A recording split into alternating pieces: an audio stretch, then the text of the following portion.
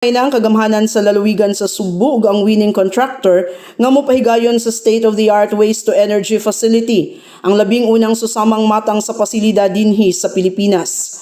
Sa maong panagpinirmahay sa Memorandum of Agreement, nagkaduol ng katumanan sa katukuran sa maong proyekto, nga mo'y usa sa mga dagkong proyekto sa administrasyon ni Gobernador Gwen Garcia nga iyang gidamgo alang sa Sugbo bisan pa man kaniadtong iyang unang tulo ka termino pagka-gobernador. Waste Management Incorporated kon WMI o Harvest Waste BV Consortium mo'y nakadaog sa maong proyekto. Human kini misumiter og unsolicited proposal. Girepresentahan kini ni Attorney Javier Flores ug ni Lucas Wilt sa Harvest Waste BV nga nakabase sa Amsterdam, the Netherlands. Silang duha ni pirma sa Moa Tali sa Kapitolyo nga girepresentahan ni Gobernador Gwen Garcia kaniadtong Huwebes, Disyembre 15. Ang WTE facility nahimong kabahin sa mga landmark projects ni Garcia. This has been literally a journey of thousands of miles and thousands of days. You may probably ask, the days, yes, because it took us almost 10 years, well, more than 10 years. From the first concept of putting up a WTE plant right here in Cebu until this moment when we have already now signed the Memorandum of Agreement. And that's about 3,650 days. But why a journey of thousands of miles? Because Amsterdam is 6,500 miles away from the Philippines. And it was in Amsterdam when I first saw a waste-to-energy plant. And we were in this building. I looked out of the window and I saw another building and I said, "What's that?" And they said, "That's our waste-to-energy plant." How do you handle the waste? We burn it. You mean you incinerate it? Yes. Previously, I had always thought that incineration was a bad thing, that it was harmful to the environment. And here I was, in this squeaky, clean country of people who were so environmentally sensitive and did all that it could to conserve and preserve the environment. I was actually seeing a waste-to-energy plant.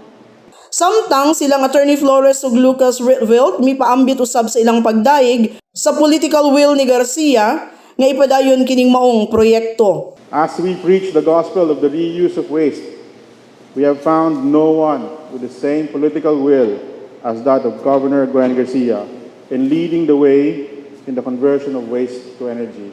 Governor Gwen for going ahead of herself and going ahead of the rest of the country in implementing this solution and supporting this solution. Coming from the public waste management company of the city of Amsterdam, a city that is constantly ranked among the top 3 most sustainable cities in the world, we are very well aware of the tasks that lays ahead of us, but we also know that with the drive that we have, we can really solve the problem and make a big impact, both on reducing emissions of methane from landfills, reducing waste pollution in the streets, reducing ocean plastic, as Attorney already mentioned, and overall making a positive benefit to the welfare of the people, their well-being. Sa habig sa Economic Enterprise Council, matod ni Attorney Rory John Sepulveda, legal consultant sa Kapitolyo, nga aduna gyud nausab ang panglantaw mahitungod sa incinerator o pagsunog og basura aron makakuha og bagong tinubdan sa kuryente. The first instance we were here together, this guy on my right is on the opposing camp. So he was the one. Every time we do something about this, this guy is being interviewed in media and not so making favorable opinion on the province and on the governor about the environment. But God works in mysterious ways. We were filing cases with each other before. When the governor was on a sabbatical, while she was serving as a representative of the 3rd District, I personally, for the first time, met the environmental lawyer, Ben Cabrido. And we talked about it by chance. But I told Attorney Cabrido, if you really feel that the governor is anti-environment, I can assure you, you are wrong. Nah, I don't believe you. Naku, why don't you try to talk with the governor? Personally. So you can gauge the governor. She came over, she talked with the governor, and even before leaving the office, we have a new environmental consultant. Ug sama sa nauna niyang plano, ang planta sa waste to energy facility nga mauna niya ang moproseso sa gibana-banang 750 metriko toneladang basura sa Sugbo matag adlaw, matud ni Gobernador Garcia nga adto gihapon kini itukod sa kanhi labing kontrobersyal nga balili property sa dakbayan sa Naga. In a twist of irony,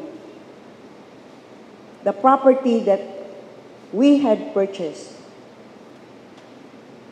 in my previous term,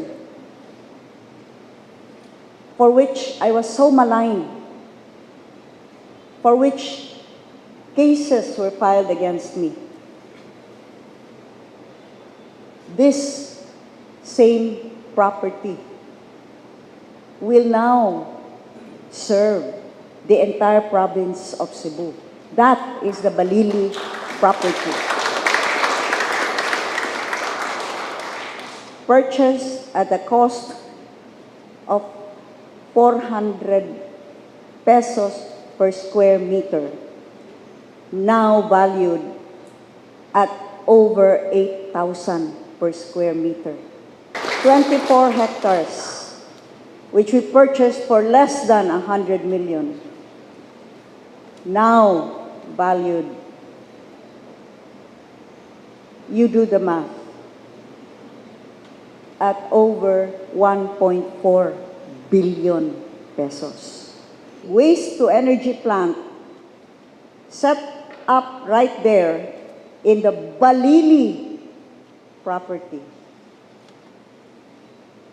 It gives me such a huge sense of relief that I can talk to the Cebuanos straight and tell you about Balili property.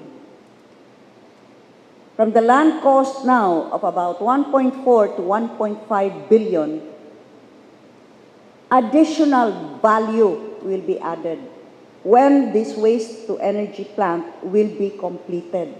And that would be how much for the plant alone? Only 10 billion pesos. Since this is a build, operate, and transfer scheme, this will ultimately be turned over to the province of Cebu, and the province of Cebu will now become the owner of this improvement, the 10 billion waste-to-energy plant. In the interim, the province of Cebu will now continue to earn revenue because such a plant is located in what was once much maligned piece of property, now has in fact become one of the greatest assets of the province of Cebu. Nang hinaot sab si Garcia nga dili na mula nat og 3,650 pa kaadlaw usa masugdan ang operasyon nga iyang gipasumbingay nga gitas-on sa panahon nga gihuwat ang katumanan ning maong proyektong gilantaw nga labing epektibo ug malungtaron nga solusyon sa nagtipon og nga basura. Eleanor Valeros, balita sa Sugbo.